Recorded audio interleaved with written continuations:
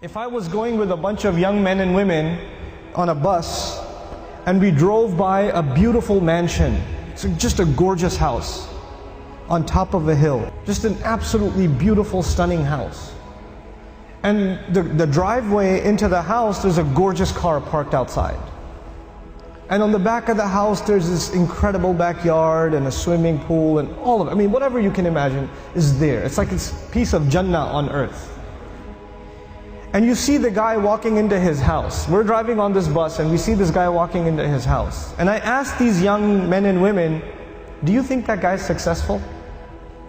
Do you think he's successful? Overwhelmingly, what is going to be the response?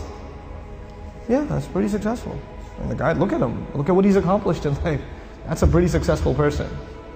Okay. When you take a picture of someone graduating from college, they're shaking hands with the president of the university, they're being handed their diploma, and somebody asks you, you think that's successful? What are people going to say?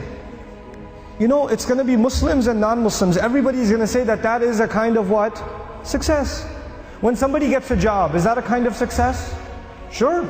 We congratulate people when they get a job. When somebody buys a house, when somebody starts a business, when somebody gets a new car, when somebody gets married, when people accomplish things in life, then we celebrate them because these are different kinds of small and big successes. Isn't that true?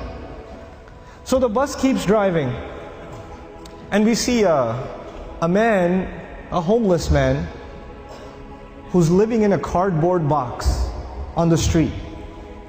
And he looks like he's wearing clothes from a couple of years. And you don't want to go close to him because of the smell. And I ask my students, do you think that guy's successful? What do they say? They say he's not successful. Now imagine if I was riding in this bus, but in this bus there were not Muslim boys and girls, but they were Christian boys and girls, or Jewish boys and girls, or atheist boys and girls, or agnostic boys and girls, or Buddhist boys and girls. And I asked them the same exact question. Do you think their answers would be the same? Yep, their answers would be the same. That's the problem. The problem is the way we think about success and the way we think about failure.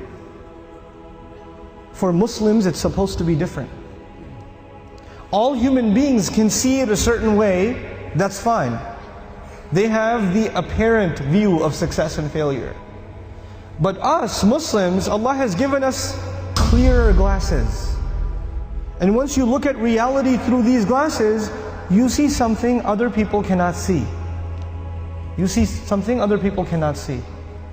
So when you put those glasses on, then you start thinking about the Book of Allah and you realize that one of the most beautiful, captivating, magnificent homes that was ever built was the castle of Fir'aun. It was one of the most amazing homes ever built. And if our bus was driving by the castle of Fir'aun and he was walking into his house and I asked my Muslim children, is that successful? Is that guy successful? What would their answer be? Fir'aun is not successful. He's one of the worst losers in all of human history. Isn't that the case? What was the second kind of person we ran into? There was one guy walking into a mansion. What was the other guy? It was a homeless guy. Okay. Ibrahim alayhi salam was kicked out of his house. He was told to leave the house. So he's homeless. Well, was he successful? He was. Actually, he's one of the most successful human beings that ever lived. Now the Quran is teaching me that a homeless man is successful and an incredibly wealthy man is what? A failure. You know what the Quran is teaching me? The Quran is teaching me that success has nothing to do with wealth. And failure has nothing to do with poverty. Success and failure are different concepts for us than they are for everybody else.